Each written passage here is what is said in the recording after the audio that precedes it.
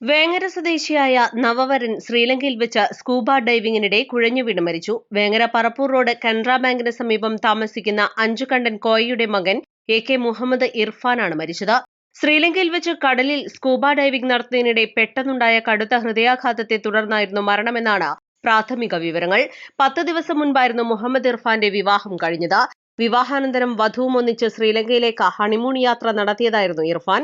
യാത്രയ്ക്കിടെ വധുവിന്റെ കൺമുന്നിൽ വെച്ചായിരുന്നു അപ്രതീക്ഷിതമായി മരണം ഇർഫാനെ തട്ടിയെടുത്തത്. ശ്രീലങ്കൻ ആശുപത്രി മോർച്ചറിയിൽ സൂക്ഷിച്ചിരിക്കുന്ന ഇർഫാന്റെ മൃതദേഹം ആവശ്യമായ ഔദ്യോഗിക നടപടിക്രമങ്ങൾ പൂർത്തിയാക്കി എത്രയും വേഗം നാട്ടിലെത്തിക്കാനുള്ള ശ്രമങ്ങൾ നോർക്ക അധികൃതരുടെയും ജനപ്രതിനിധികളുടെയും നേതൃത്വത്തിൽ പുരോഗമിക്കുന്നതായി ബന്ധുക്കൾ പറഞ്ഞു. East live, Malappuram. പരിക്കുകളെ ഇനി പേടിക്കേണ്ട.